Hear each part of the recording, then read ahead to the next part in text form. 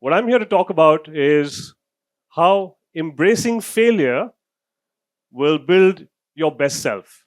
And being a sports coach, that's what I'm surrounded by every day of my life. I see players fail, fail, and fail again.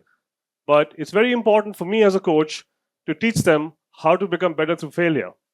Now, growing up, I had a wonderful life in sport. I grew up in Mumbai. We lived on a wonderful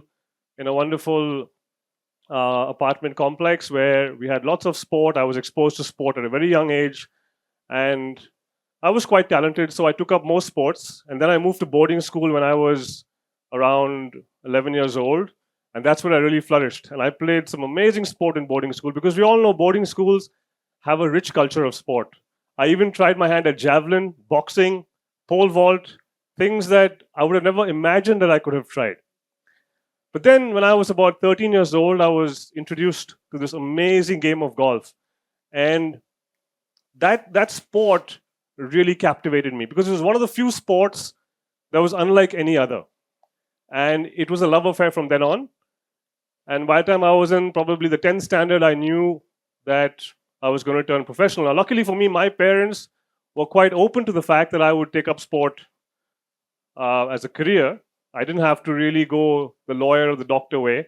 And my dad very clearly told me, he says, Tarun, do whatever you want to do in life, but remember, be ready to bear the consequences. And that journey has led me to where I am today. Now, playing golf, I obviously took up the sport so seriously that I was playing on the national amateur circuit, the junior circuit, and then I turned professional.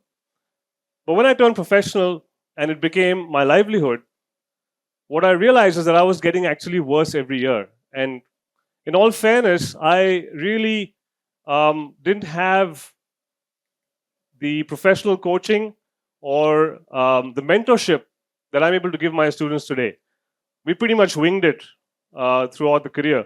And what I realized was, as I played more, I began to fear failure more and more. So competition really never became fun anymore. It became worse and worse to a point where I used to actually not want to go and compete. And in 2003, I finally met a person who I thought was going to be my guru, an Italian coach named Donato Ponziano, who said, Tarun, I think it's time to give up.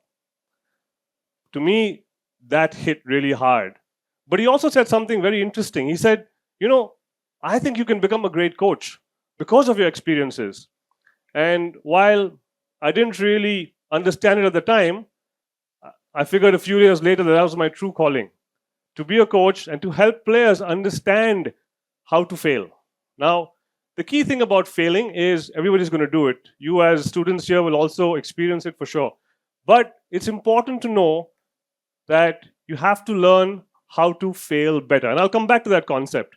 But today, if you look at most young sportsmen, sportswomen, if you go to a golf tournament, and I can relate this more to golf because I don't travel to too many other sports, every single young player is just afraid to fail. And if you look at their eyes, their faces, you see nervousness, you see a lot of fear.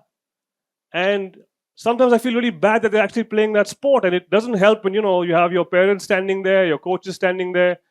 And golf is a very unique sport because you don't have time to think.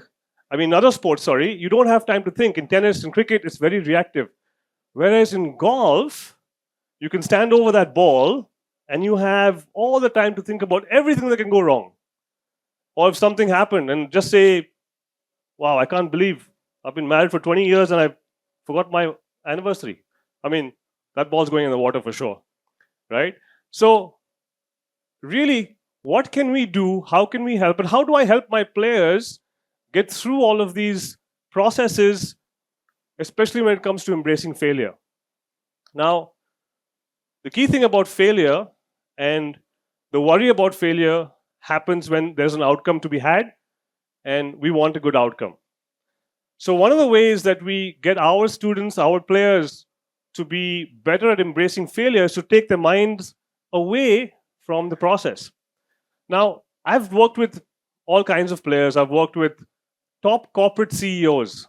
And these are people who've built big multinational companies, but you put them on the golf course, and it's amazing.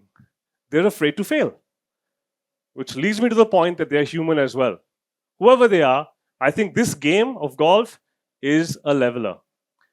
So the funny thing is, when I'm teaching these corporate guys and the big corporate honchos, it's not really about technique. I'm actually teaching them how to fail better. When we talk about body language, it's something that we talk about at our academy, which is a strong finish.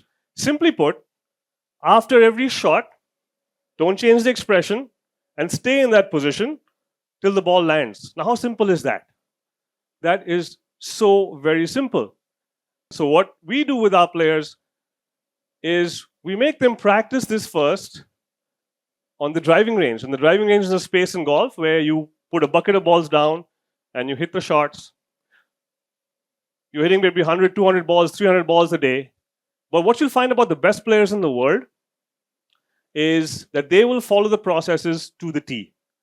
Every time, irrespective if the shot means something, whether it's in a tournament, or if the shot doesn't mean anything. So they are actually out there practicing the process and learning to embrace failure. So when a parent comes to me and says, you know, Tarun, can you take a look at my child? He's been playing golf for 5 years. Do you think he has potential? Embrace failing. Failing is awesome. We've done experiments with our students where we've gone out on the golf course and I've given them balls in difficult situations and I've asked them to purposely fail on that shot. But guess what? The thing is, when you're ready to fail, when you're okay with failure, the shot is always really good. Amazing. It's the way the mind works, right? And if we can change this about ourselves, to go into life clearly being ready to embrace failure, right? But focusing on the process at that time and judging ourselves by the process, I'm telling you, been there, done that. So use this to your advantage, right? When you're willing to fail, something amazing happens. You feel freedom. And when you watch the best players in the world, Sachin Tendulkars of the world, Virendra Sehwag, if you look at Virendra Sehwag, his technique wasn't the best. I mean, he would lash his bat out or everything, but he did it without fear. And he did it with the willingness to accept that failure. And that is very, very, very important and very powerful for you, the future generations of our country. So I'd like to end this by saying, find your process. Fail. Fail better every day. And then become the best version of yourself.